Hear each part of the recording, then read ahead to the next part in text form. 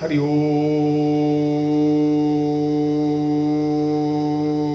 ओम सहना भवतु सहनो भुनक्तु सवीर्यं करवावहे तेजस्विनो अवधितमस्तु मा विद्विषावहे। ओम शांति शांति शांति। Hello everyone, myself Santosh Chaube. Good afternoon to all of you. Today we shall discuss about the current affairs. देखिए अभी एक तरीके से देखा जाए तो मैं कहना चाहूँगा कि परीक्षाओं का त्यौहार चल रहा है। अभी वीडियो का एग्ज़ाम है और इसके बाद फिर आपका सीजीएल का पेपर होने वाला है। तो मैंने इन दोनों ही परीक्षाओं को ध्यान में रखते हुए आप लोगों के लिए कुछ करंट अफेयर्स के मल्टीपल चॉइस क्वेश्चंस बना दिए हैं। मैंने इसको दो सेक्शन में बांट दिया है, पार्ट 1 पार्ट 2। जो आज हम लोग पार्ट 1 पे डिस्कस करेंगे, जिसमें जनवरी से लेकर के मार्च के महीने तक जो भी इम्पोर्टेंट इवेंट्स हुए हैं उन सारे इवेंट्स को मैंने कवर अप कर दिया है। तो हम लोग यहाँ पे आइए इस पर बात करते हैं, डिटेल में बात करते हैं।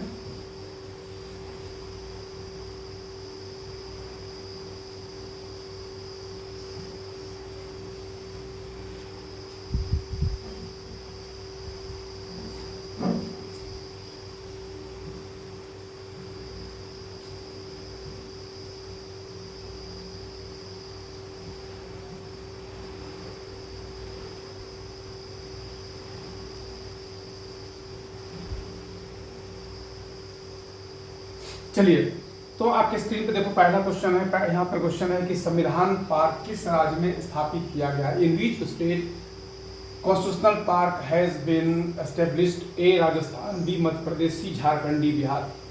तो यहाँ पर इसका जो सही आंसर होगा वो सही आंसर यहाँ पे है राजस्थान। राजस्थान। अब देखो यहाँ पे आ गया संविधान पार्क। तो मैं यहाँ पे आपको बता दूं कि भारत का जो राजस्थान राज्य है, यहाँ जयपुर में, जिसको हम लोग पिंक सिटी के नाम से जानते हैं, भारत की राष्ट्रपति द्रौपदी मुर्मू जी ने यहाँ पे एक पार्क का उद्घाटन किया 3 जनवरी 2023 को, जिस पार्क का नाम रखा गया है जो पार्क है संविधान पार्क के नाम जाना जाता है।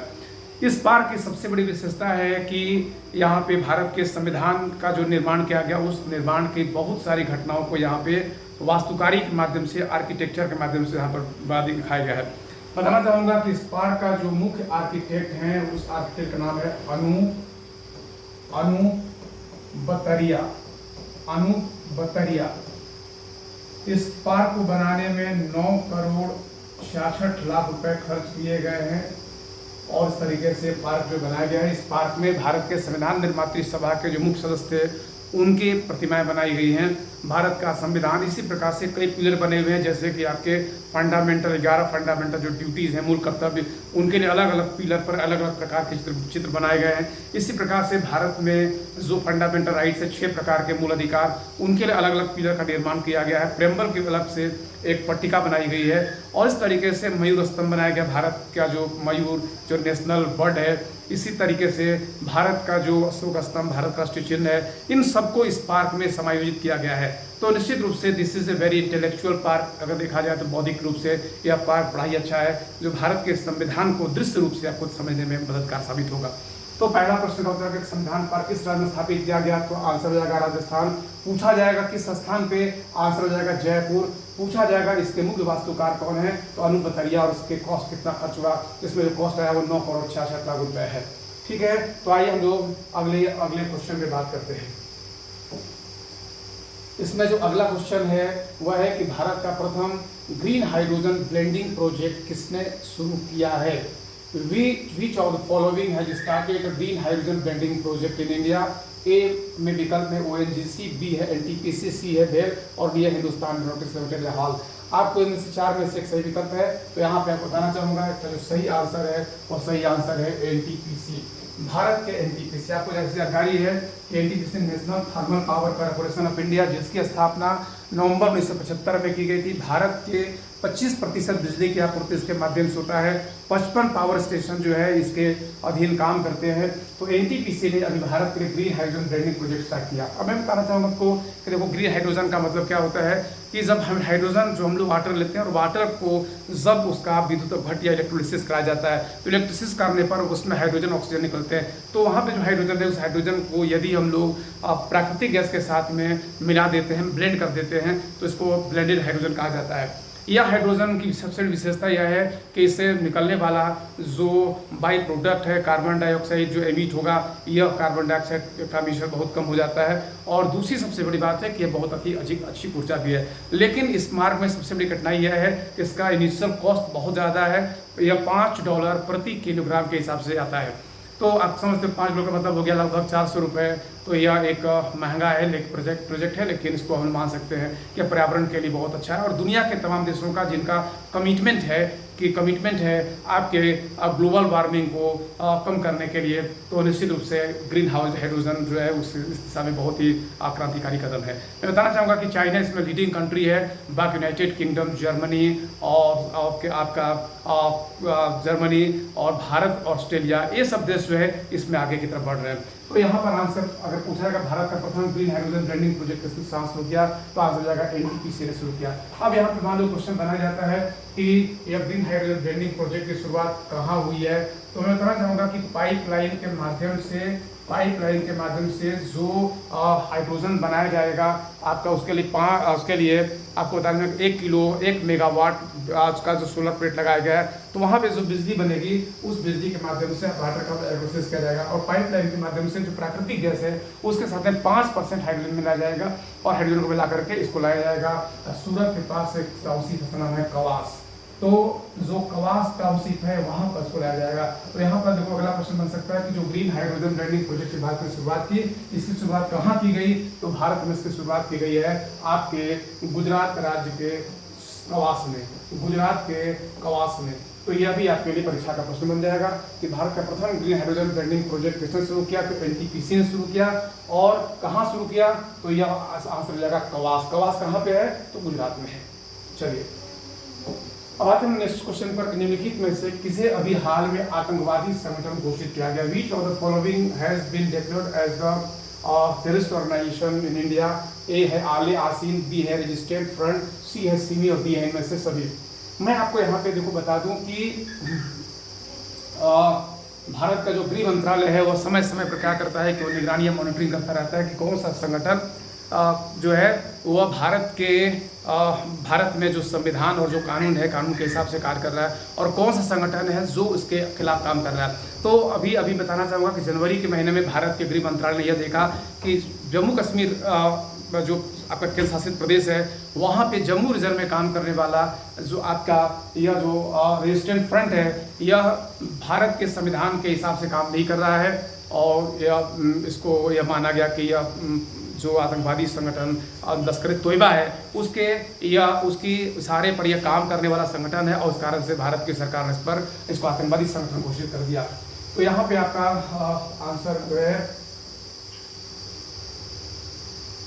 जिससे भी हाल में आतंकवादी संगठन घोषित किया गया तो आंसर हो जाएगा बी रेजिस्टेंट फ्रंट। अगर पूछा जाए रेजिस्टेंट फ्रंट कहाँ का संगठन है तो यह आपका जम्मू का संगठन है। इसके ऊपर क्या आरोप है, तो आरोप यह है कि यह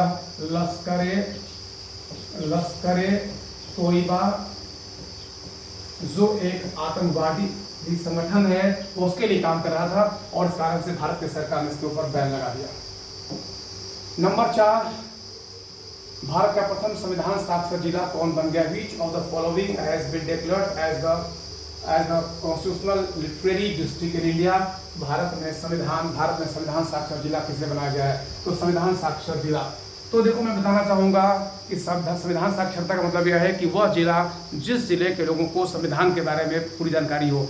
तो मैं बताना चाहूँगा कि भारत के केरल राज्य में जो कोलम जगह है वहाँ पे कोलम में लगभग 2200 प्रशिक्षुओं के माध्यम से 16,30,000 लोगों को भारत के संविधान के बारे में बताया गया, उनको जानकारी दी गई। और इस प्रकार से वह जिला में जितने भी वहाँ पे कहना चाहूँगा मैं कि जो लोग वयस्क लोग हैं, वयस्क लोगों को इसके बारे में अच्छी प्रकार जानकारी हो गई है। और इस प्रकार से कोल्लम को भारत का 100% संविधान साक्षर जिला घोषित किया गया है। तो भारत का प्रथम संविधान साक्षर जिला कौन बन गया है? तो आंसर हो जाएगा कोल्लम।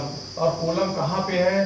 तो केरला में है, केरला में है। और यहाँ पे बताना चाहूँगा कि 16.3 लाख जो लोग हैं इनको यहाँ पे संविधान के बारे में जानकारी दी गई। इस प्रकार से कोल्लम भारत का प्रथम संविधान साक्षर जिला घोषित किया जा चुका है। अगला क्वेश्चन आज आ गया कि विश्व के सबसे बड़े हॉकी स्टेडियम का निर्माण कहाँ किया गया?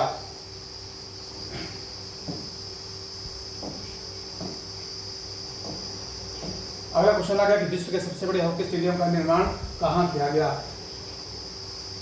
In which of the following place the largest stadium of the hockey stadium of the world has been inaugurated? विश्व के सबसे बड़ा हॉकी स्टेडियम निर्माण कहाँ किया गया? ए राउरकेला, बी कटक, सी सिमडेगा और डी रांची। देखो इसका आंसर हो जाएगा आपका राउरकेला, जो कहाँ पे है? यह है आपका उड़ीसा में।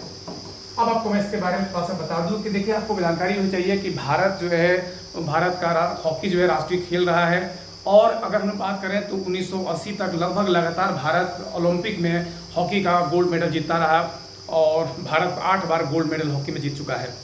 तो लेकिन 1980 के बाद भारत ने कोई भी मेडल हॉकी में जीता नहीं। और 2020 में जाकर के उस समय आया जब भारत ने ब्रॉन्ज मेडल जीता हॉकी का। तो निश्चित रूप से अब ये लग रहा है कि रिवाइवल हो रही है यहाँ हॉकी की भारत में, और इसके लिए स्टेडियम को बनाने की और उसको हॉकी को प्रमोट करने की जरूरत है। तो भारत का सबसे बड़ा जो हॉकी स्टेडियम जिसका नाम रखा बिरसा मुंडा हॉकी स्टेडियम, तो इसका निर्माण आपको राउरकेला में किया गया।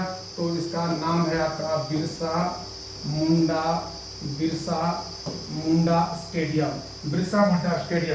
विश्व का सबसे बड़ा हॉकी स्टेडियम का नाम क्या है? अगर पूछा जाए विश्व का सबसे बड़ा हॉकी स्टेडियम का नाम है बिरसा मुंडा। और ये कहाँ पे है? तो राउरकेला में है। राउरकेला कहाँ पे है? तो उड़ीसा में है। चलिए नेक्स्ट क्वेश्चन पे बात करते हैं लोग। अगला क्वेश्चन, ई पेट्रोल कुछ शहरों में किस तिथि से बिकने लगा? From which date E petrol is being sold? E petrol Bharat में कुछ शहरों किस तरह से बिकने लगा? 1 मार्च से, बी 1 अप्रैल, सी 1 मई, डी 1 जून। बताना चाहूंगा कि ई पेट्रोल जो है यह 1 अप्रैल से भारत में 1 अप्रैल 2023 से भारत में बिकना शुरू हो गया है। अब यहाँ पर ई पेट्रोल आपका क्या है? तो मैं आपको यहाँ पे देखो बता दूं कि जो ई पेट्रोल है, मतलब ई का मतलब यहाँ पर है एथेनॉल युक्त पेट्रोल। एथेनॉल का मतलब हो गया आपका C2H5OH, जिसको हम लोग इसको हम लोग इथाइल अल्कोहल कहते हैं। तो जो एथेनॉल युक्त पेट्रोल है तो इसको क्या कहता है? पेट्रोल के साथ मिला दिया जाता है। तो भारत क्या कर रहा है कि 20% जो है इथेनॉल और 80% जो है पेट्रोल, इन दोनों को मिला करके इथेनॉल पेट्रोल बनाया जाएगा। इसकी सबसे बड़ी विशेषता यह होगी कि देखो इसमें यह अधिक एनर्जी प्रदान करेगा। और दूसरी बात है कि इसमें कार्बन मोनोऑक्साइड भी बहुत कम मात्रा में उत्सर्जित होता है। इस प्रकार से न सिर्फ यह ऊर्जा के लिए बहुत अच्छा है, साथ ही साथ पर्यावरण के लिए भी ये बहुत अच्छा है। तो E20 पेट्रोल कुछ शहरों किस से बिकने लगा? तो आंसर है 1 अप्रैल से। और यहाँ पे आपसे अगर पूछा जाए कि ई पेट्रोल की सबसे विशेषता क्या है, तो विशेषता यह है कि अधिक ऊर्जा देता है लेकिन कार्बन मोनोऑक्साइड जो है वो कम पैदा करता है। और कार्बन मोनोऑक्साइड अपने आप में कोई भी डायरेक्ट ग्रीन हाउस गैस नहीं है, लेकिन अगर वह ऑक्सीजन जाता है वातावरण में तो ऑक्सीजन के साथ में क्रिया करके कार्बन डाइऑक्साइड का निर्माण करता है। अगला क्वेश्चन है, किस राज्य में 120 फीट ऊंची पोलो खिलाड़ी की प्रतिमा का अनावरण किया गया? ए मणिपुर, बी त्रिपुरा, सी मेघालय, डी आपका मिजोरम। तो यहाँ पर देखो आंसर क्या हो जाएगा? यहाँ पर सही आंसर हो जाएगा आपका मणिपुर। आंसर यहाँ पर सही हो जाएगा ए मणिपुर। और आंसर यहाँ पर मणिपुर सही क्यों है? तो मैं आपको बताना चाहूँगा कि देखो Manipur is entertain as the birth place of polo in the world. दुनिया में पोलो का इसको माना जाता है कि यह जो है यह जन्मस्थली है। और इसको कमेमोरेट करने के लिए, इसको याद करने के लिए, या इसको मैं कहूँगा इसको एक्सेल करने के लिए भारत की सरकार ने क्या किया कि मणिपुर में 120 फीट ऊंचा पोलो खिलाड़ी की एक मूर्ति का अनावरण किया है। ठीक है, तो आपका आइए नेक्स्ट क्वेश्चन आते हैं। नेक्स्ट क्वेश्चन है, पूना को किस देश ने यूरोप में परिवर्तित कर दिया? ए कुवैत, बी सूडान, सी ईरान और डी आपका है क्रोएशिया। तो यहाँ पर मैं इसके बारे में भी आपको बता दूं कि देखिए यहाँ पर आंसर आपका है क्रोएशिया। क्रोएशिया, आपको जानकारी होनी चाहिए कि क्रोएशिया में जो कूना है वह कूना वहाँ की करेंसी होती थी, वहाँ की जो मुद्रा थी, लेकिन इसको यूरो में चेंज कर दिया गया और इस प्रकार से क्रोएशिया दुनिया का ऐसा एक देश हो गया है जिसने अपने मुद्रा जो कूना को यूरो से रिप्लेस कर दिया। अगला क्वेश्चन है कि जुआरी पुल का उद्घाटन किस राज्य में किया गया है? किस राज्य में किया गया? ए गोवा, बी कर्नाटक, सी जो है पंजाब और डी आपका है तमिलनाडु। देखिए यह जो जुआरी पुल है यह आपको उद्घाटन इसका गोवा में किया गया और मैं बताना चाहूंगा कि this is the second largest cable bridge in India. यह भारत का दूसरा सबसे बड़ा केबल ब्रिज है और आपको पता ही होगा कि भारत का सबसे जो लंबा केबल ब्रिज है वह जो है लॉन्गेस्ट जो केबल ब्रिज है वह है आपका सेतु विद्यासागर सेतु, या जिसको हम लोग कहते हैं हुगली ब्रिज। तो हुगली ब्रिज जिसका अब नाम हो गया है विद्यासागर सेतु। तो हुगली पुल जिसको हम लोग विद्यासागर सेतु के नाम से भी जानते हैं, हुगली विद्यासागर सेतु जो है 823 मीटर लंबा है, जबकि जुआरी पुल जो है यह 640 मीटर लंबा है। 640 मीटर लंबा है। तो यहाँ पर अनेक प्रकार से प्रश्न बन सकते हैं। पहला प्रश्न होगा कि भारत का दूसरा सबसे लंबा केबल पुल का उद्घाटन कहाँ किया गया? तो यहाँ पर आंसर हो जाएगा गोवा में किया गया। और जुआरी पुल की लंबाई कितनी हो जाएगा? 640 मीटर। अगला क्वेश्चन इसमें बन सकता है कि भारत का सबसे बड़ा जो लंबा केबल ब्रिज है वह कौन सा है? तो उसका नाम है विद्यासागर सेतु और यह कहाँ पर है? यह पश्चिम बंगाल में है, कोलकाता के हुगली में। चलो अब हम लोग अगले क्वेश्चन पे आते हैं। अगला क्वेश्चन है कि हेनले पासपोर्ट इंडेक्स 2023 में भारत का क्या स्थान है? देखो आपको जानकारी होनी चाहिए कि there are 2 documents which are required to travel in any part of the world. दुनिया किसी भी देश में जाना चाहते हो तो आपको ये 2 आप कंपलसरी डॉक्यूमेंट लगते हैं। एक का नाम है पासपोर्ट, दूसरे का नाम है आपका वीज़ा। लेकिन बताना मैं चाहूँगा कि दुनिया के कुछ देश क्या करते हैं कि वह जो है वह म्यूचुअल अंडरस्टैंडिंग के माध्यम से म्यूचुअलिटी के माध्यम से वो क्या करते हैं कि अपने देश में दूसरे देश के लोगों को बिना किसी वीज़ा के भी परमिशन दे देते हैं। उस आधार पर या फिर वीज़ा ऑनलाइन के माध्यम से वो उसको इजाज़त मिल जाती है। और इस आधार पे 2006 से अमेरिका की हेनले नाम की कंपनी ने क्या किया, उसने जो पासपोर्ट है उसके पावर का एक इंडेक्स बनाना शुरू किया। तो हेनले पासपोर्ट इंडेक्स 2023 रिलीज किया गया है। इसमें यह जो power Henley passport index 2023 release हुआ है, इसमें बताना चाहूँगा कि इसमें सबसे ऊपर सिंगापुर रखा गया, जहाँ पर 194 देशों में सिंगापुर के लोग जो है पासपोर्ट होल्डर भ्रमण कर सकते हैं बिना आपके वीज़ा के या वीज़ा ऑन अराइवल या वीज़ा ऑनलाइन के माध्यम से। जब दूसरे नंबर पर जापान है, 192 देश में। भारत का की जहाँ तक सवाल है तो भारत के लोग जो है यह 59 कंट्रीज में 59 देशों में या तो वीज़ा विदाउट वीज़ा या वीज़ा ऑनलाइन या वीज़ा ऑन अराइवल के माध्यम से वो ट्रैवल कर सकते हैं। और यहाँ पे बताना चाहूँगा कि भारत की जो रैंकिंग है दुनिया में वो 85 या 85वां है। तो हेनले पासपोर्ट इंडेक्स 2023 में भारत का क्या स्थान है? 85वां। पूछा जाएगा कि सबसे टॉप पे कौन देश है? तो सबसे टॉप पे देश है आपका सिंगापुर। दूसरे स्थान पर है जापान। सिंगापुर के पासपोर्ट होल्डर 194 देशों में 194 कंट्रीज में या तो वीज़ा फ्री या वीज़ा ऑन अराइवल या वीज़ा ऑनलाइन के माध्यम से ट्रैवल कर सकते हैं। चलिए नेक्स्ट क्वेश्चन पे बात करते हैं हम लोग। अगला क्वेश्चन है कि हॉकी 2023 के विश्व का विजेता कौन है? Which of the following is the winner of the hockey world cup 2023? तो जैसा कि देखो आपको पता ही है कि अभी हॉकी 2023 का विश्व कप जो है वो खेला गया और यह विश्व कप खेला गया आपके भारत में। और यह विश्व कप का फाइनल हुआ आपके भारत के भुवनेश्वर राज्य के कलिंग स्टेडियम में। तो यह कलिंग स्टेडियम में जो मैच चला, इस मैच में जर्मनी ने बेल्जियम को हरा दिया, जर्मनी ने बेल्जियम को पराजित किया। तो यहाँ पे देखो प्रश्न बना कि विश्व कप हॉकी 2023 के विश्व कप का विजेता कौन देश है। तो यहाँ पर आंसर हो जाएगा विजेता देश है जर्मनी। और जर्मनी के बाद दूसरे नंबर पर कौन देश आ गया, तो दूसरे नंबर पर आ गया दूसरे नंबर पर जो देश आ गया वह देश आ गया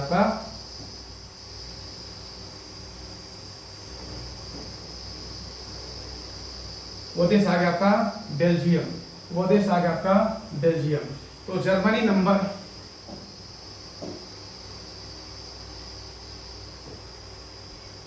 तो यहाँ पे जर्मनी जो है सबसे ऊपर आ गया और जर्मनी के बाद बेल्जियम नंबर 2 पे है। तो रनर अप कंट्री बेल्जियम है। भारत का जहां तक सवाल पूछा जाए कि हॉकी 2023 जो भारत में हुआ इसका फाइनल कहाँ खेला गया, तो फाइनल इसका हुआ आपका भुवनेश्वर में। और भुवनेश्वर किस स्टेडियम में, कलिंग स्टेडियम में। और यहाँ पे भारत का क्या प्रदर्शन रहा है, तो बताना चाहूँ हॉकी 2023 में का विश्व कप हुआ उसमें भारत का प्रदर्शन भी अच्छा नहीं रहा। भारत 9वीं पोजीशन में स्थान पे रहा है। जय हो हिंदुस्तान की नाम का गाना कब बनाया गया, तो मैं बताना चाहूंगा कि जो यह विश्व कप आपका हुआ 13 से 26, 27, 29 जनवरी के बीच में हॉकी विश्व कप, इसी में एक गाना बनाया गया जय हो हिंदुस्तान की। तो हॉकी यहाँ पर जाएगा 12वां कहाँ पर आंसर जो होगा ए, हॉकी विश्व कप 2023।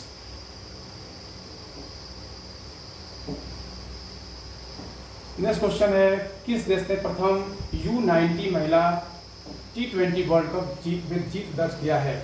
U90 मतलब है कि अंडर 19। तो भारत में किस देश ने प्रथम अंडर 19 महिला T20 वर्ल्ड कप में जीत दर्ज किया। ए इंग्लैंड, बी भारत, सी पाकिस्तान और डी यहाँ पर है बांग्लादेश। तो आप लोग जैसे जानकारी है कि क्रिकेट में भारत के अंडर 19 की महिलाओं ने शानदार प्रदर्शन करते हुए यह विश्व कप का जो मैच है पहला विश्व कप हुआ इसको जीत लिया।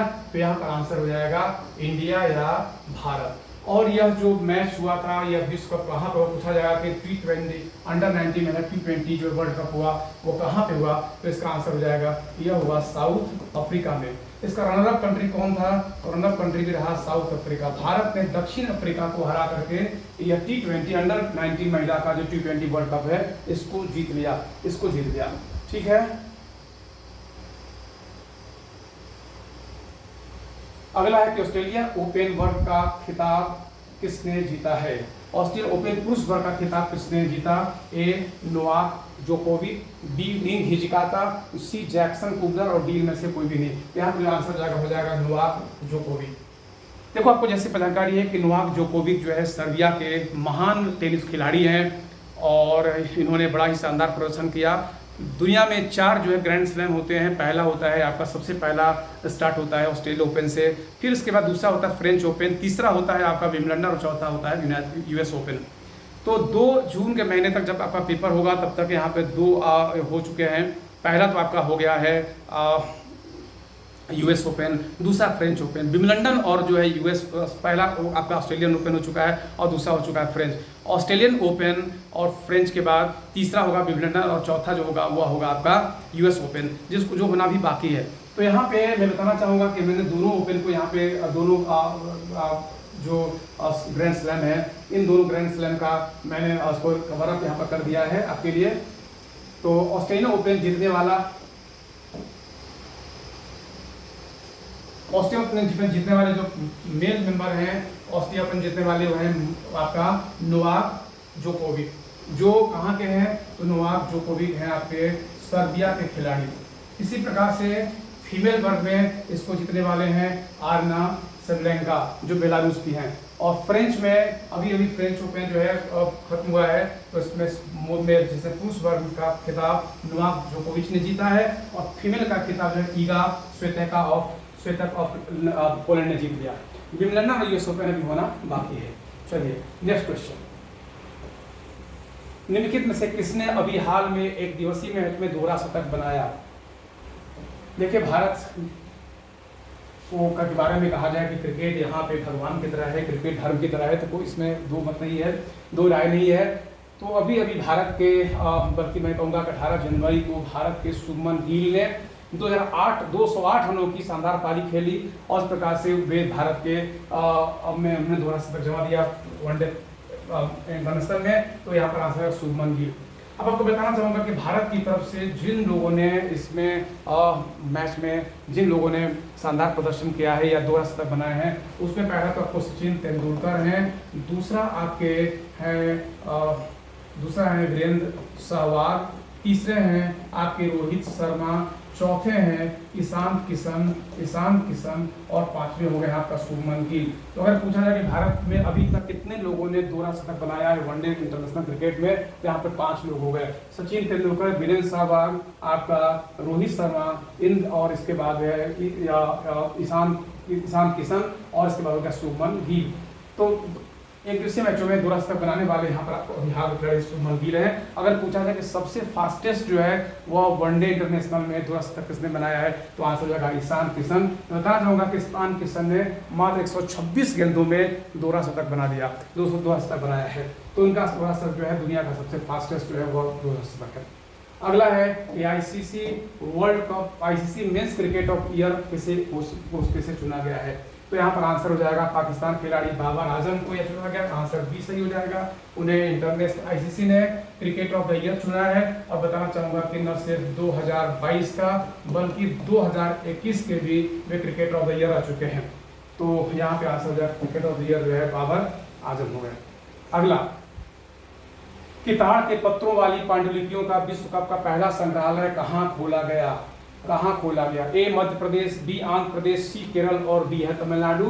तो यहाँ पर देखो आंसर है केरल। मैं बताना चाहता हूँ कि देखो प्राचीन काल में क्या होता था कि प्राचीन काल में कागज़ नहीं थी, तो वहाँ पर लिखने के लिए लोग या तो किसी धातु की पट्टी का प्रयोग करते थे या फिर ताड़ के पत्रों का प्रयोग किया था, और ताड़ के पत्रों को सरकंडे के माध्यम से वहाँ पर लिखा जाता था। तो यहाँ पे वह ऐसी बहुत सारी पांडुलिपियाँ जो मैन्युस्क्रिप्ट है वह भारत उपलब्ध है। इन मैन्युस्क्रिप्ट को एक जगह इकट्ठा करके रखा जाएगा, संग्रहालय बनाया गया और संग्रहालय केरल में है। तो ताड़ के पत्रों वाली पांडुलिपियों का विश्व का पहला संग्रहालय कहाँ खोला गया? तो विश्व का पहला संग्रहालय खोला गया आपका केरल में। ठीक है। अगला है कि निम्नलिखित में भारत की किस महिला ने प्रथम बार विदेशी सैन्य अभ्यास के लिए चुना गया? तो मैं बताना चाहता हूं कि जो मिलिट्री एक्सरसाइज है दुनिया के तमाम देशों के साथ में भारत के जो है ज्वाइंट और इंडिविजुअल मिलिट्री एक्सरसाइज होते हैं। देखिए, मिलिट्री जो एक्सरसाइज होता है सैनिक अभ्यास से, इसका मुख्य उद्देश्य यह होता है कि सैनिकों को जो नई नई युद्ध की तकनीक है उनसे अवगत कराया जाए, और दूसरी बात है दुनिया के हर देशों के पास अपने अपने तरीके से लड़ने की जो है एक प्रकार से क्षमता है और एक प्रकार से उनके पास टेक्नोलॉजी है, तो उसको परिचित कराना होता है। तो भारत ने जनवरी के महीने में क्या किया कि भारत का जो है ज्वाइंट ऑपरेशन हुआ, मिलिट्री एक्सरसाइज हुआ, जिसका नाम है वीर गार्जियन। और उसी वीर गार्जियन में ये भारत और जापान के बीच में हुआ, और उसमें अवनी चतुर्वेदी यहाँ पर जो है वह गई थी, वह उन्होंने यहाँ पर उनके लिए उनको चुना गया था। और भारत की ऐसी पहली महिला है जिनको किसी विदेशी अभ्यास के लिए चुना गया है। तो यहाँ पर आंसर जाएगा अवनी चतुर्वेदी।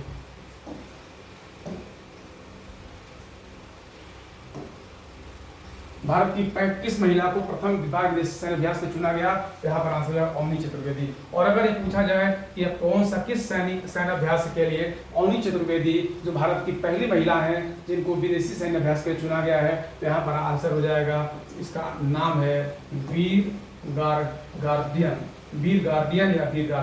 और अगर ये पूछा जाए कि यह कब आयोजित किया गया, तो यह आपका जनवरी 2023 में इसका आयोजन जापान में हुआ था। चलिए अगला क्वेश्चन, विश्व की सबसे लंबी दूरी के किस नदी क्रूज का उद्घाटन जनवरी 2023 में किया गया? क्रूज का मतलब देखो होता है पानी का जहाज। तो ये जो पानी का जहाज है, इससे पानी का जहाज आपको दुनिया का सबसे लंबी दूरी का नदी का पानी का जहाज ये होगा, और यह इसका नाम है आपका गंगा विलास। अब यहाँ पर देखो प्रश्न आ गया कि गंगा विलास जो है यह किस नदी के क्रूज का उद्घाटन? तो गंगा विलास है, गंगा नदी में को यह कवर करेगा, और कहाँ से कहाँ तक? तो यह कवर करेगा आपका कुल मिलाकर के, यह कवर करेगा वाराणसी से लेकर के यह डिब्रूगढ़ तक जाएगा, वाराणसी से डिब्रूगढ़ तक कुल मिलाकर के 3500 किलोमीटर की दूरी इसको तय करना है। और ये बांग्लादेश को घूमते हुए इस प्रकार से डिब्रूगढ़ पहुंचेगा। तो यह आपका सीधा ऐसा मैं बताना चाहूँगा कि वाराणसी से ऐसे होते हुए बांग्लादेश से कवर करते हुए यह 3500 किलोमीटर दूर तय करेगा। कुल 51 घंटे इसमें लगेंगे और इस प्रकार से दुनिया की सबसे लंबी दूरी, किसी लंबी दूरी के नदी क्रूज है, लंबी सबसे दुनिया का सबसे लंबी नदी क्रूज का उद्घाटन जो किया गया, इसका नाम है गंगा विलास। तो आपसे पूछा जा सकता है कि दुनिया का सबसे लंबी क्रूज का उद्घाटन और इसका जरूरत किस किया गया, उसका नाम गंगा विलास है। यह गंगा विलास है कहाँ से कहाँ तक जाएगी, तो यह वाराणसी से लेकर डिब्रूगढ़ तक जाएगी। कितने किलोमीटर तय करेगी, 3500 किलोमीटर, और कितने घंटे लगेंगे, तो उसमें 51 घंटे लगेंगे।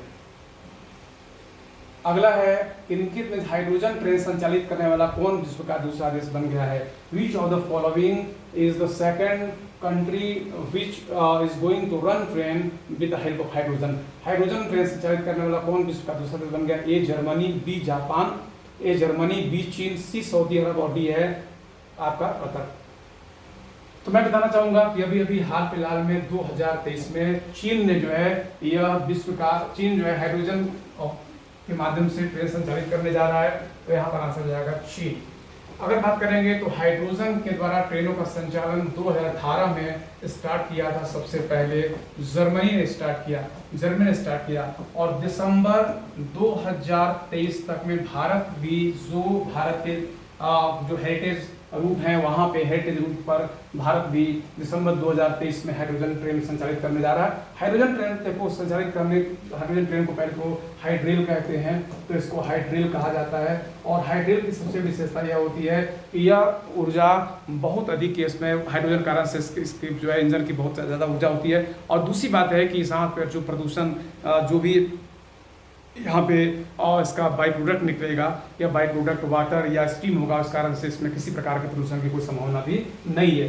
तो अगर पूछा जाए कि दुनिया का विश्व का पहला हाइड्रोजन आधारित ट्रेन चलाने वाला देश कौन है, तो आंसर जाएगा जर्मनी। अभी हाल में कौन देश ने हाइड्रोजन आधारित ट्रेन चला करके दुनिया का दूसरा देश बन गया, तो आंसर है चीन। भारत कब तक चलाने वाला है, तो दिसंबर 2023 तक जो है भारत भी इसमें आ जाएगा। अगला है कि निम्नलिखित में 17वां प्रवासी भारतीय दिवस कहाँ आयोजित किया गया। ए भोपाल, बी इंदौर, सी अहमदाबाद और डी सूरत। तो यहाँ पर आपको बता दूं कि इसका सही जो आंसर है वो आंसर है इंदौर, आंसर है बी इंदौर। अब मैं बता देता हूँ। देखिए भारत के लगभग 3 करोड़ 20 लाख जो भारतवंशी हैं दुनिया के तमाम देशों में रहते हैं और अपनी खून पसीने के माध्यम से उन्होंने एक जो है मुकाम को प्राप्त किया है।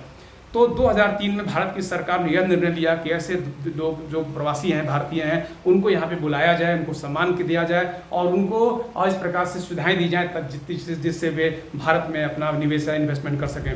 और इस सब के कारण से भारत सरकार क्या करती है कि हर 2003 से प्रत्येक वर्ष मनाया जाता है आपका यहाँ पे प्रवासी भारतीय दिवस। तो 17वां प्रवासी भारतीय दिवस जो है वो का आयोजन इंदौर में किया गया और इसके जो मुख्य अतिथि रहे वो रहे आपके गुयाना के आपके राष्ट्रपति जिनका नाम है इरफान।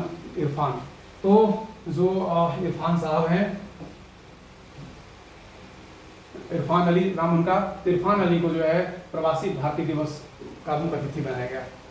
तो आपको अगर आप ये जानना चाहते हो कि प्रवासी भारतीय दिवस हम लोग 9 जनवरी को क्यों मनाते हैं, तो 9 जनवरी को इसलिए मनाते हैं क्योंकि 9 जनवरी को महात्मा गांधी जो मई 1893 में साउथ अफ्रीका गए थे, हालांकि बाद में 3 बार आए भी और वो जब वापस यहाँ लौट के आए तो फिर भारत में परमानेंटली बढ़ा गए। और इस तरीके से 9 जनवरी को प्रवासी के आने से भारत के आंदोलन की दिशा बदल गई थी और इस कारण से 9 जनवरी को प्रत्येक वर्ष प्रवासी भारतीय दिवस के रूप में मनाते हैं। तो लेकिन 17वां प्रवासी भारतीय दिवस कहाँ आयोजित किया गया, तो आंसर यहाँ पर हो जाएगा इंदौर। पूछा जाएगा कि प्रवासी भारतीय दिवस हम लोग कब से मना रहे हैं, तो मना रहे हैं 2003 से। हालांकि बीच में कोविड के कारण से यह कुछ डिस्टर्ब हो गया था 1-2 साल के लिए, इस कारण से 17वां चल रहा है, हालांकि होना चाहिए था 20वां। तो यह इंदौर में 2003 से इसको स्टार्ट किया गया और यह 2003 से स्टार्ट किया गया। इसको हम लोग किस तारीख को मनाते हैं, तो 9 जनवरी को मनाया जाता है।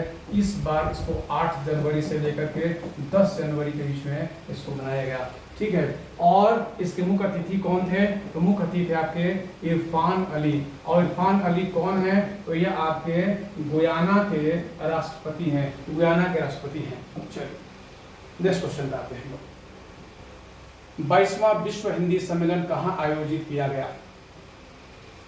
देखो आपको जानकारी है कि हिंदी दुनिया में बड़ी तेजी से हिंदी बोलने वालों की जो संख्या वो बढ़ रही है क्योंकि 7.5% लोग जो है दुनिया के हिंदी बोलते हैं। और आपको मैं बताना चाहूँगा कि अगर हम लोग बात करें तो इसके अंग्रेज़ी और मंदारण के बाद हिंदी जो है दुनिया की तीसरी सबसे बड़ी बोली जाने वाली भाषा हो गई है। मंदारण अंग्रेज़ी के बाद जो है अंग्रेज़ी सबसे नंबर 1 पे, फिर मंदारण और तीसरे नंबर पर हिंदी है। लेकिन सवाल देखिए, दुख की बात यह है कि जो हिंदी है वो हिंदी धीरे धीरे अपनी जो मैं एक प्रकार से कहूँगा ग्लोरी है उसको खोती चली जा रही है। अंग्रेज़ी उसका स्थान लेता चला जा रहा है और इस कारण से हिंदी को प्रमोट करने की ज़रूरत है। तो यहाँ पे बताना चाहूँगा यही कारण है कि विश्व हिंदी सम्मेलन जो है वो मनाया जाता है। तो जो इसको इस बार का 12वां जो है हिंदी इस सम्मेलन का आयोजन किया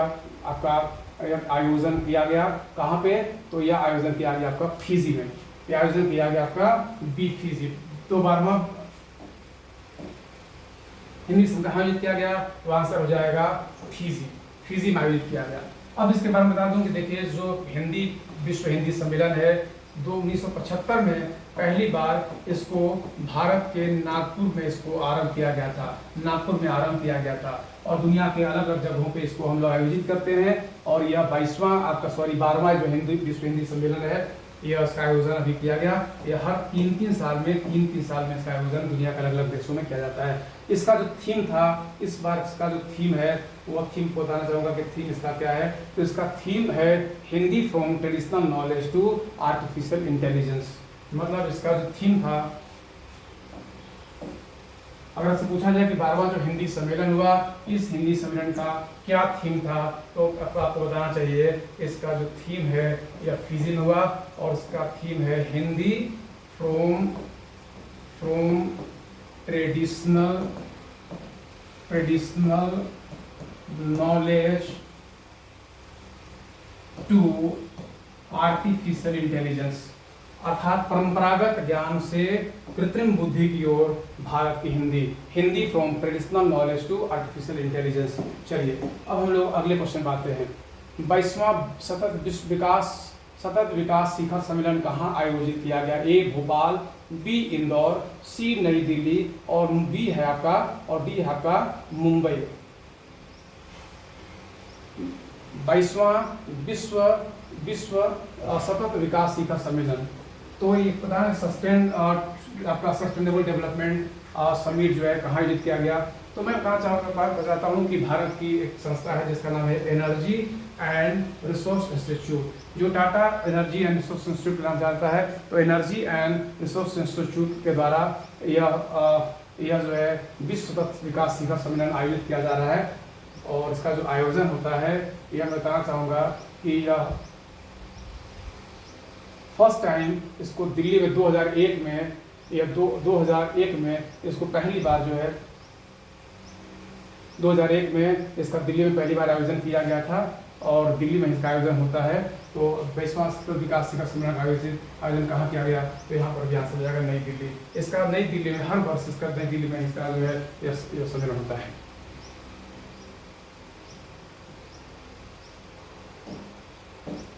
अगला प्रश्न है कि इनमें से कौन अभी हाल में ICAR द्वारा गेहूं की विकसित नई किस्म, मतलब Indian council for agricultural research, जिसका हेडक्वार्टर नई दिल्ली में है।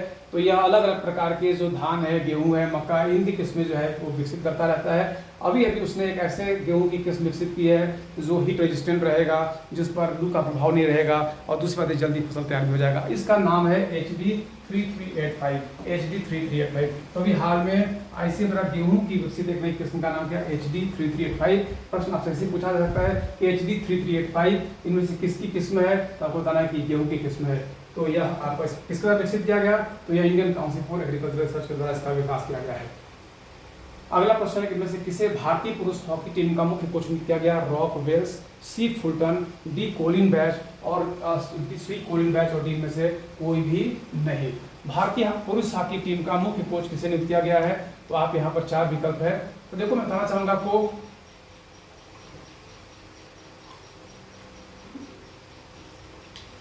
कि दक्षिण अफ्रीका के जो खिलाड़ी हैं सी फुलटन या क्रेग फुलटन, इनको भारतीय हॉकी टीम का नया कोच नियुक्त किया गया है। तो किसे भारतीय पुरुष हॉकी टीम में मुख्य कोच नियुक्त किया गया? तो यहाँ पर आंसर हो जाएगा सी फुलटन, जो दक्षिण अफ्रीका के बहुत ही शानदार प्रकार के खिलाड़ी हैं। तो यहाँ पर आंसर हो जाएगा सी फुलटन। अगला हो गया कि काला घोड़ा महोत्सव। काला घोड़ा महोत्सव 2023 का आयोजन कहाँ किया गया? तो मैं बताना चाहूँगा कि देखिए काला घोड़ा जो कला महोत्सव है इसका जो है यह आयोजन होता है मुंबई में। इसका काला घोड़ा कला महोत्सव नाम इसलिए है क्योंकि जहाँ पर यह मुंबई में आयोजित होता है वहाँ पर काले घोड़े की एक प्रतिमा थी, वहाँ पे काला घोड़ा कला संगठन नाम का एक संस्था की स्थापना की गई और इसी के माध्यम से प्रत्येक वर्ष जो है कुछ सांस्कृतिक कार्यक्रम का यहाँ पर आयोजन होता है। तो यहाँ पर प्रश्न आ जाएगा काला घोड़ा कला महोत्सव 2023 का आयोजन कहाँ किया गया? तो आंसर हो जाएगा मुंबई। आंसर हो जाएगा मुंबई। अगला क्वेश्चन, किसे विश्व बैंक का अगला अध्यक्ष बनाया गया है? ए अजय बंगा, बी अजय राही, सी मोहम्मद बदौर और डी में से कोई भी नहीं। जैसा आपको पता है कि विश्व बैंक ने जनवरी के महीने में अजय बंगा का नाम अनाउंस कर दिया था और जून में अभी उन्होंने ये पद संभाल लिया 2 जून को। तो इस प्रकार से विश्व बैंक का जो अगला अध्यक्ष बना गया है वह है भारतीय मूल के अजय बंगा। और बताना चाहूँगा कि भारतीय मूल के पहले ऐसे व्यक्ति हैं जिनको विश्व बैंक या वर्ल्ड बैंक का अध्यक्ष बनाया गया। विश्व बैंक की स्थापना जैसे आपको जानकारी है कि 1945 में जो ब्रिटेन वुड्स सम्मेलन हुआ था उसके माध्यम से, या 1944 ब्रिटेन वुड्स सम्मेलन हुआ, 1945 में यह विश्व बैंक जो वर्ल्ड बैंक जो है उसकी स्थापना की गई। और वर्ल्ड बैंक दुनिया के जो तमाम देश हैं उनको लंबी अवधि का न सिर्फ ऋण प्रदान करता है बल्कि दुनिया के जो अर्थव्यवस्था उस पर वह नजर रखने का काम भी करता है। अगला है कि एशिया का प्रथम फ्लोटिंग फेस्टिवल कहाँ आयोजित किया गया? तो यह इसमें कुछ बताने की ज़्यादा कुछ है नहीं, सीधे से बता दी कि फ्लोटिंग फेस्टिवल का आयोजन किया गया है आपका मध्य प्रदेश के मंदसौर में। अगला है कि विक्ट्री सिटी पुस्तक के लेखक कौन है? तो विक्ट्री सिटी पुस्तक के लेखक जो है वह है सलमान रुश्दी। नई किताब उनकी आई है तो आपको इसको भी याद रखना है कि विक्ट्री सिटी पुस्तक के लेखक कौन है। तो आपके यहाँ पर आंसर होगा ए अर्थात सलमान रुश्दी। अगला क्वेश्चन होगा किस फिल्म को दादा साहेब फिल्म पुरस्कार का सर्वोच्च सम्मान प्रदान किया गया? ए कश्मीर फाइल, बी गंगूबाई, सी ब्रह्मास्त्र और डी में से कोई भी नहीं। तो बताना चाहूँगा कि देखिए दादा साहब जो फाल्के पुरस्कार है इसको स्टार्ट किया गया था 1969 में 1969 में। और दादा साहब फाल्के के बारे में बताना चाहूँगा कि दादा साहब फाल्के भारत के फिल्म दुनिया के पितामह माने जाते हैं। इन्होंने ही सबसे भारत की पहली जो मूक फिल्म थी हरिश्चंद्र, इसको इन्होंने ही बनाया था। 1969 में उनका जन्म का जो है 100 जब उनका बर्थ एनिवर्सरी थी तो उसी बर्थ एनिवर्सरी में उनको सम्मानित करने के लिए फिल्म जो है वह आपका फिर दादा साहब फिल्म पुरस्कार घोषित किया गया। तो मैं बताना चाहूँगा कि यह है इसमें देविका रानी को पहला पुरस्कार मिला था दादा साहब फिल्म पुरस्कार में पूछा जाएगा तो यहाँ पर पूछा जा रहा है कि आपसे कि सर्वोच्च सम्मान किसे प्रदान किया गया है? तो यहाँ पर आंसर जाएगा कि बेस्ट फिल्म को अवार्ड मिला है कश्मीर फाइल को। लेकिन पूछा जाए फिल्म ऑफ द ईयर किसे घोषित किया गया? फिल्म ऑफ द ईयर, तो फिल्म ऑफ द ईयर का यहाँ पर हो जाएगा आपका RRR को। और इसी प्रकार से बताना चाहूँगा कि बेस्ट एक्ट्रेस किसको घोषित किया गया? तो बेस्ट एक्ट्रेस घोषित किया गया है आपको आलिया भट्ट को बेस्ट एक्ट्रेस घोषित किया गया। बेस्ट एक्टर घोषित किया गया रणबीर कपूर को, जो उनके पति हैं रणबीर कपूर को। और आलिया भट्ट की फिल्म है गंगूबाई, के लिए उनको बेस्ट एक्ट्रेस। और ब्रह्मास्त्र के लिए आपको रणबीर कपूर को ब्रह्मास्त्र के लिए बेस्ट एक्टर घोषित किया गया। और बताना चाहूँगा कि जो फिल्म चुप है उस फिल्म चुप के लिए आपको डायरेक्टर आर बाल्की को बेस्ट एक्टर घोषित किया गया। अगला यूट्यूब के नए सीईओ कौन हैं? तो यूट्यूब के जो है नए सीईओ बनाए गए हैं आपके बनाए गए हैं नील मोहन साहब। भारतीय मूल के अमेरिकी व्यक्ति हैं, अमेरिकी नागरिक हैं नील मोहन साहब। तो यूट्यूब के नए सीईओ बनाए गए हैं नील मोहन को। अगला कि दिल्ली के मुगल गार्डन का नाम बदलकर क्या कर दिया गया? देखिए आपको बताना चाहूँगा मैं कि जैसे पथ जो है उसका नाम बदल के कर्तव्य पथ कर दिया गया। इसी प्रकार से भारत के तमाम जो ऐतिहासिक स्थल हैं दिल्ली के, उनके नाम जो है भारत की सरकार ने चेंज किया। और इसी में मुगल गार्डन जिसको शाहजहां ने बनवाया था, उस मुगल गार्डन का नाम भी बदल दिया गया है। और मुगल गार्डन का नाम बदल कर दिया गया अमृत उद्यान। चूंकि भारत 76वां अमृत दिवस साल मना रहा है और इस कारण अमृत महोत्सव मनाया जा रहा है, तो इस कारण से इस गार्डन का नाम बदल कर गया अमृत उद्यान। तो दिल्ली के मुगल गार्डन का नाम हो गया अमृत उद्यान। नेक्स्ट कि 33वां क्वेश्चन है कि फरवरी में तुर्की आए भूकंप के बाद भारत के द्वारा मदद के लिए कौन सा ऑपरेशन चलाया गया। देखिए आपको बताइए कि फरवरी के महीने में तुर्की में भयंकर भूकंप आया और भूकंप से बहुत जान माल की क्षति हुई। तो भारत के वहाँ पर एक ऑपरेशन चला जिसका नाम है दोस्त। तो भारत ने ऑपरेशन दोस्त के द्वारा तुर्की की मदद की। ऑपरेशन दोस्त के द्वारा तुर्की की मदद की गई। और इस प्रकार से अगर आपसे पूछा जाए कि तुर्की में भयंकर भूकंप कब आया, तो फरवरी के महीने में आया। और भारत ने वहां पे सहायता के लिए कौन सा ऑपरेशन चलाया, तो ऑपरेशन चलाया दोस्त।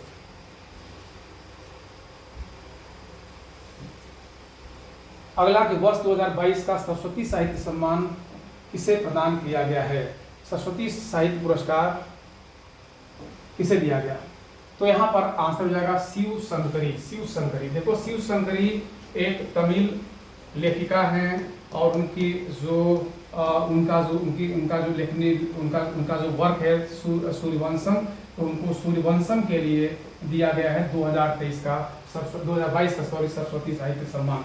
बताना चाहूँगा के बिरला फाउंडेशन के द्वारा 1991 से आपको सरस्वती साहित्य सम्मान दिया जा रहा है। और इसका पहला जो पुरस्कार दिया गया वो हरिवंश राय बच्चन जी को दिया गया। हरिवंश राय बच्चन जी को पहला सरस्वती साहित्य सम्मान दिया गया है। और अभी 1922 का जो है पुरस्कार मिला आपको तमिल लेखिका शिव शंकरी को, जिनका लेखन है सूर्यवंशम के लिए दिया गया इनको, ठीक है। और यह दिया किसके लिए आता है, तो भारत की जो 22 संवैधानिक भाषाएं हैं, 22 भारत के संविधान भारतीय संविधान का अध्ययन सूची में जो 22 भाषाएं हैं, उन 22 भाषाओं में जो लोग उत्कृष्ट योगदान प्रदान करते हैं उनमें से 22 कैटेगरी में पुरस्कार दिया जाता है। तो यहाँ पर सबसे जो 22 कैटेगरी 22 भाषाओं में जो सबसे अच्छा कार्य करता है, तो यहाँ पे तमिल जो लेखिका शिव शंकरी हैं उनको सूर्यवंशम के लिए पुरस्कार जो है वो दिया गया है।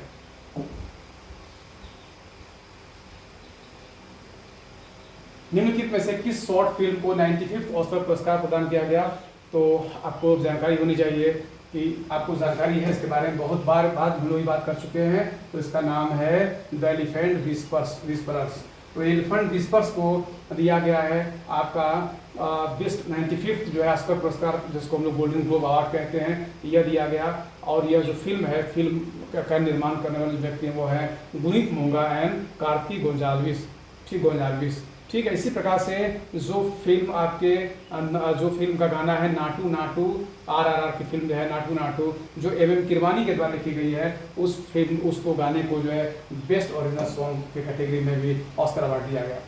भारतीय भू सर्वेक्षण विभाग के द्वारा भारत के किस राज्य में सोने के भंडार होने की पुष्टि हुई है। ए Madhya Pradesh, B Andhra Pradesh, C Jharkhand, D Orissa. बताना चाहूँगा कि जो जियोलॉजिकल सर्वे ऑफ इंडिया है, इसकी स्थापना 1951 में की गई, कोलकाता में इसका हेडक्वार्टर है। और इसके द्वारा क्या किया था कि भारत के जो खनिज संपदा है उसकी अलग जगह जगह पर इसका सर्वेक्षण कार्य किया जाता है। तो अभी इन्होंने जो सर्वेक्षण कार्य किया, सर्वेक्षण कार्य के आधार पर यह पता चला है कि जो आपका उड़ीसा राज्य है, उड़ीसा राज्य के आपका केओंझर में इसी प्रकार से उड़ीसा राज्य का जो केओंझर है और केओंझर है, ये मयूरभंज है और आपका देवगढ़ है। देवगढ़, मयूरभंज और केओंझर,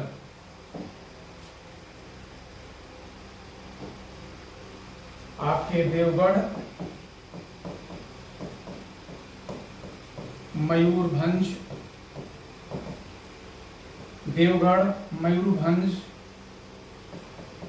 और देवगढ़, मयूरभंज और केओंझर में जो उड़ीसा के जिले हैं, यहाँ पे सोने के भंडार होने की पुष्टि की गई है। अगला कि मैत्री पाइपलाइन भारत का किस देश के बीच में आपकी परियोजना है। तो मैत्री पाइपलाइन परियोजना है आपको भारत और बांग्लादेश के बीच में। इसमें के द्वारा हाई स्पीड डीजल का जो है वो परिवहन किया जाएगा। अगला निम्न में किसे भारत के नए महालेखा महालेखा नियंत्रक का पद संभाल लिया है। महालेखा नियंत्रक के चीफ अकाउंटेंट जनरल का पद संभाल लिया है। देखो मैं बताना चाहूंगा कि भारतीय संविधान के अनुच्छेद 148 में कंप्यूटर नाइट्रोजन कैग का प्रावधान किया गया है। तो कभी कभी कैग से कंफ्यूजन चीफ अकाउंटेंट जनरल कहा जाता है, जो सही नहीं है। तो बताना चाहूंगा कि 1976 में 1976 में कैग को इस जिम्मेवारी से मुक्त कर दिया और भारत का अकाउंट देखने का काम जो है वो करते हैं अकाउंटेंट जनरल। तो किसने भारत के लिए महालेखा नियंत्रक का पद संभाल लिया है? तो ये पद संभालने वाले हैं एस.एस. दुबे। उन्होंने भारती दास के स्थान पर उनको यह पद प्रदान किया गया। भारती दास के स्थान पर एस.एस. दुबे ने यह पद संभाल लिया। और जहां तक भारत के कैग का सवाल है, नियंत्रक महालेखा परीक्षा का सवाल है, तो वो है आपको गिरीश चंद्र मुर्मू।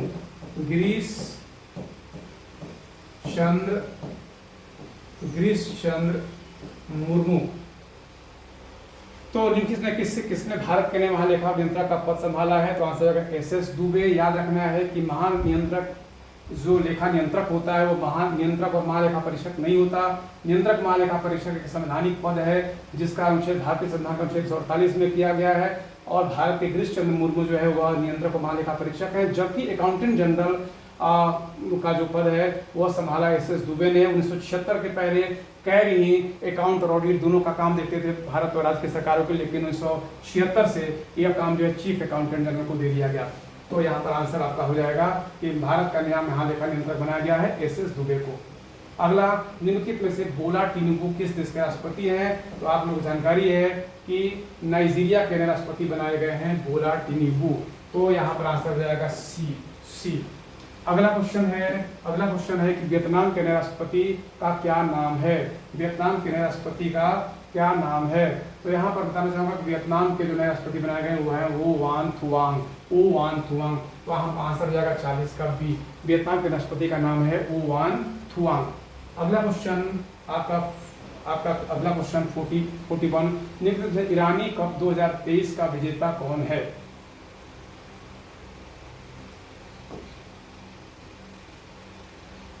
ईरानी कप 2023 का विजेता कौन है?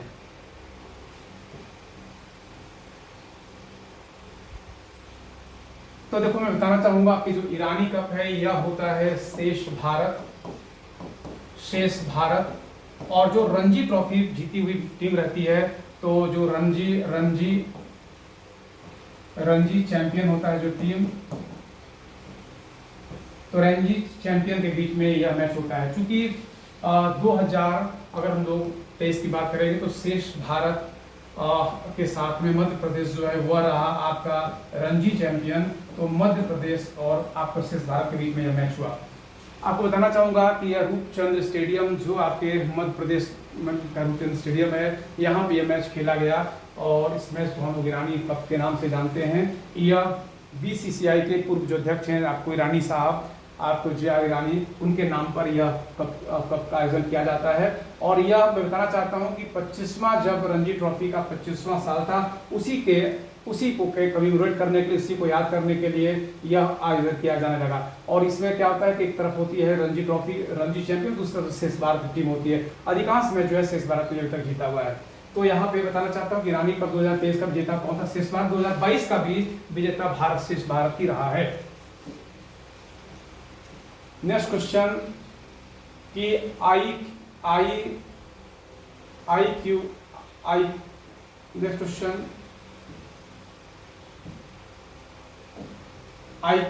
एयर के 2023 के आंकड़े के अनुसार विश्व का सबसे प्रदूषित देश कौन सा है? बताना चाहूंगा विश्व का सबसे प्रदूषित जो देश है वह आपका है चाड। लेकिन बताना चाहूंगा कि जो विश्व स्वास्थ्य संगठन है WHO, अगर हम लोग उसकी बात करेंगे तो उसके रिपोर्ट के अनुसार 2018 का इसका अंतिम रिपोर्ट था, उसके रिपोर्ट के अनुसार विश्व का सबसे प्रदूषित शहर जो है बांग्लादेश है, दूसरे नंबर भारत है। लेकिन जो अभी स्विस कंपनी है IQAR 2023 के आंकड़ों की बात करें तो इसने चाड को दुनिया का सबसे प्रदूषित शहर, सबसे प्रदूषित देश बताया है। और भारत को इसमें भारत को जो है यह बताया कि भारत यहाँ पे 8वें स्थान पर, भारत को 8th पोजीशन दिया गया है। 8 क्वेश्चन दिया गया है, जबकि जो WHO का की रिपोर्ट है उसमें भारत जो है 4 के बाद दूसरे नंबर का देश है। वो आपको यहाँ पर कंफ्यूज नहीं होना है। अगर पूछा जाएगा विश्व स्वास्थ्य संगठन के हिसाब से जो एयर क्वालिटी है किस देश की सबसे खराब है, तो यहाँ पर आंसर हो जाएगा बांग्लादेश, यहाँ पर आंसर हो जाएगा बांग्लादेश और दूसरे नंबर पर हो जाएगा भारत। लेकिन अगर पूछा जाए आई क्वेर की जो है उसके हिसाब से, तो जो आई क्वेर का है उसके हिसाब से आपको बांग्लादेश सबसे ज़्यादा प्रदूषित है और बांग्लादेश के सबसे प्रदूषित चाड है और चाड के बाद है फिर ईरान। एक बात और बताना चाहूँगा कि अगर हम उसको बात करें तो या इराक उसकी बात करें तो सबसे मोस्ट पोल्यूटेड सिटी जो है वह लाहौर है और उसके बाद भूटान है और इसके बाद है भारत का भिवाड़ी और दिल्ली। तो 4 आपके जो मुख्य 4 सबसे प्रदूषित दुनिया के शहर हो गए। पहला शहर हो गया लाहौर, दूसरा हो गया भूटान, तीसरा हो गया भिवाड़ी और चौथा हो गया दिल्ली। 50 दुनिया के पोल्यूटेड शहरों में से 39 शहर जो भारत के हैं। अगला क्वेश्चन है कि विश्व की पहली ट्रांसजेंडर सांसद जॉर्जिया बेयर का 65 वर्ष का निधन हो गया, वो किस देश की है? तो आपको इसकी जानकारी है कि जॉर्जिया बेयर जो है वह न्यूजीलैंड की हैं। 1900 या न्यूजीलैंड की हैं और जॉर्जिया बेयर 1995 में जब वे वहाँ के मेंबर ऑफ पार्लियामेंट बनी तो दुनिया की पहली वो ट्रांसजेंडर हो गए जिन्होंने मेंबर ऑफ पार्लियामेंट का पद संभाला था। हालांकि अभी अभी उनकी हाल में उनकी मृत्यु हो गई। दूसरी बात है भारत की बात करेंगे तो सबसे पहले 1999 में जो कमला मौसी थी उसने वह मेयर बनने वाली भारत की पहली मेयर बनने वाली ट्रांसजेंडर हो गई थी। और 2000 में कमला मौसी जो है भारत की पहली हो गई थी MLA member of legislative assembly और शबनम मौसी जो है 2000 में वह भारत की पहली जो है यह किसी सिटी की मेयर बनने वाली ट्रांसजेंडर हो गई। तो अगर आपसे पूछा जाए कि विश्व की पहली ट्रांसजेंडर सांसद जॉर्जिया बेयर का निधन हुआ वह किस देश से थे, तो न्यूजीलैंड से थी। या पूछा जाएगा पहली ट्रांसजेंडर जो सांसद बनी वह कौन थी, तो जॉर्जिया बेयर। भारत कब बनी? 1995 में। भारत की ओर से पहली एमएलए बनने वाली कौन है, तो 1999 में भारत की ओर से यह बनने वाली हो गई आपका कमला जान। सबसे पहले first elected MP from the country India से हो गया कमला जान जो 2000 में बन गई फर्स्ट मेयर। और शबनम बानो जो है 1998 में पहली ट्रांसजेंडर जो मध्य प्रदेश से जो है एमएलए बनी।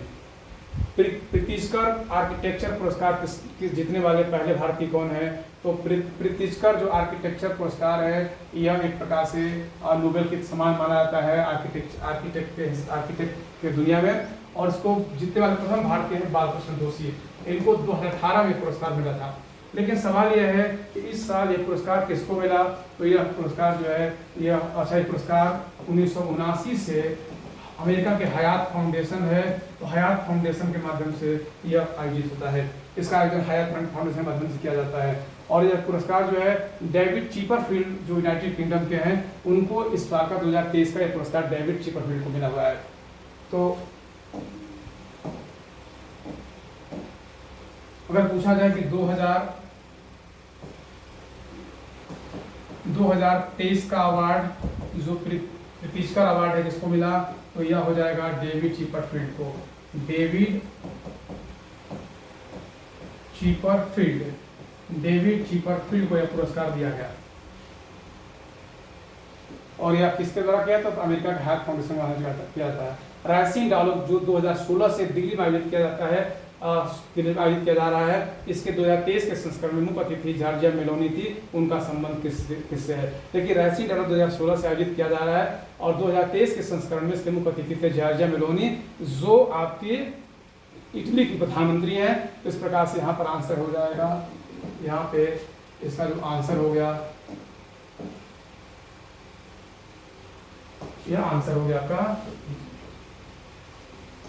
तो देखो जनवरी फरवरी मार्च 3 महीने में जो सबसे बहुत इंपॉर्टेंट क्वेश्चंस थे वो आपको मैंने यहाँ पर कवर अप करा दिया। चाहे आप वीडियो का एग्जाम दो चाहे सीजीएल का एग्जाम दो, दोनों परीक्षाओं के लिए आपके लिए बहुत ही इंपॉर्टेंट क्वेश्चंस हैं। बाकी बात ऐसे ही मैं लगभग 50 क्वेश्चंस के माध्यम से आपके अप्रैल मई जून ये 3 महीना है जो उसको मैं कवर अप करा दूंगा। Thank you very much everyone. एक बार अपने नेत्रों को बंद करके भगवान को ध्यान कर लें। हरि ओम।